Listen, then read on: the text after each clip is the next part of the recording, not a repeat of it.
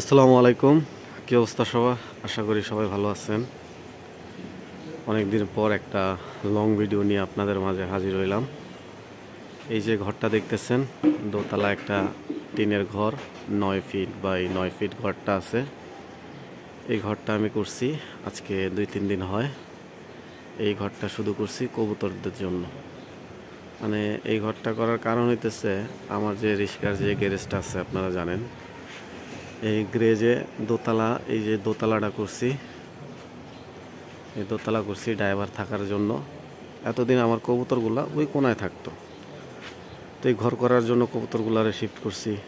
তারপরে এইখানে আইনা রাখি, তো গ্যারেজে আর কি গাড়ি রাখতে একটু অসুবিধা হয়। তো যেহেতু ড্রাইভারদের থাকার জন্য ঘর করতেছিলামই, তো চিন্তা করলাম যে একটা কবুতরের জন্য একটা ভালো একটা সেট আপ দেই, কবুতরের একটু ভালো একটা জায়গায় রাখি। যেমন কবুতর সবসময় মানে উপরে পাইলে মজা, আপনি ছাদের উপরে পালেন বা মাচা দিয়া বা এরকম কি বলে কাঠ প্লেয়ার দিয়া, মানে সিমেন্টের যে খাম্বাগুলো আছে এগুলো দিয়ে অনেকে দেখবেন বাড়ির সামনে 4টা খুঁটি গাইরা খোপ করে কবুতর পালে। তো কবুতর উপরে পাইলে মজা আছে, যাতে বিলাই, যাতে কবুতর যেহেতু একটু শান্তি প্রকৃতির একটা প্রাণী, তো ওরা একটু নিরিবিলি জায়গা পছন্দ করে, থাকতে পছন্দ করে। তো সেই ক্ষেত্রে ওদের উপরে থাকতে ওরা পছন্দ করে, প্লাস উপরে থাকলে ওরা ডিম বাচ্চা ভালো করে। আমি যেটা দেখছি আর কি, নিরিবিলি জায়গায়। তো সেই কথা চিন্তা করে কবুতরগুলোর আমি এই উপরে এই সেট আপটা করছি। তো এটার জন্য একটা মই দরকার।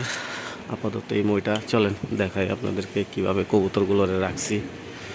মাশাআল্লাহ, আলহামদুলিল্লাহ, দেখতে পাচ্ছেন এইখানে আমি মাচা দিছি, কাঠের যে মাচাগুলো আছে কাঠের মাচা দিছি। এই জায়গাটা একটা গ্যাপ আছে, এই জায়গা আরেকটা মাচা ঢুকবো ইনশাল্লাহ।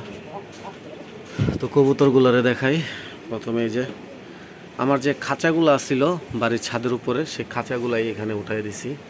এই খাঁচাটা বড় হয়ে গেছিলো, এই খাঁচাটার কাইটা একটা সিঙ্গেল খাঁচা করছি, আর 3টে এইভাবে। যদিও আমি ইনশাল্লাহ খাঁচাতে কবুতর পালবো না, আমি খুব সিস্টেম করবো। এই জায়গাটায় খোপে কবুতর পালতে একটু মজা হইব, দেখতেও ভালো দেওয়া যাইব। যেমন এই জায়গাটার মধ্যে আমি একটা খোপ সিস্টেম করবো। ওই যে আমার ওই জায়গায় কাঠ আছে, আরও যদি কিছু কাঠ প্রয়োজন পড়ে আনমু, আইনা ইনশাল্লাহ খোপ সিস্টেমে কবুতর পালমু। খাঁচাগুলোরে সরাই দিমু বা বিক্রি করে দিমু, খাঁচাতে কবুতর পালমু না, কাঠের ঘর কইরা ওইভাবে কবুতর পালমু। তো এইখানে গোল্লা কবুতর, গোল্লা বাচ্চা দিছে, বাচ্চা ডিম ফুটছে মাশাআল্লাহ, আলহামদুলিল্লাহ। এই যে ডিমের খোসা এইখানে পইরা আছে, ডিমের খোসা। আর এখানে সিরাজি ডিমে দিতেছে, এই যে সিরাজি কবুতর। তো আমার একটা জিনিস খুব ভালো লাগে, সে বিষয় এই যে কবুতরগুলোরে আমি 2-3টা জায়গা মুভ করলাম, তো একটা কবুতরও আমার যে গ্যারেজটা আছে বা ঘরটা আছে ওইরা কোথাও যায় না, সবগুলা কবুতর একসাথেই থাকে, এক জায়গাতেই থাকে। তো এই জিনিসটা আমার কাছে খুব ভালো লাগে, যে কবুতরগুলো অ্যাটলিস্ট মানে সব কটা কবুতরের কাছাকাছি থাকে, ওইরা কোথাও যায় না। যেমন আমি আর এখানে ত্রিপাল বিছাই দিছি, যেহেতু এটা কাঠের মাচা। তো ত্রিপাল বিছাই দেওয়ার কারণে যদি ময়লা টয়লা হয় আর কি, এই জায়গাটা ঝাড়ু দিলে আর কি ত্রিপাল থেকে ময়লাটা এরকমভাবে উঠা যাইব আর কি, ময়লা ঝাড়ু দিলে এরকমভাবে উঠা যাইব। তো কাঠে ময়লাটা কম লাগবে আর কি, বাঁশের মাচাতে ময়লাটা কম লাগবে। আরেকটা সমস্যা আছে বাঁশের মাচাতে, সেটা হইতেছে এই যে বাঁশের মাচার যে গ্যাপগুলো আছে, এই জায়গায় কবুতরের পা পড়ে গেলে কবুতর আর পা তুলতে পারে না, পরে ওই পাটা ওরা মানে ধীরে ধীরে ওই পা শক্ত হইয়া পড়ে যায়।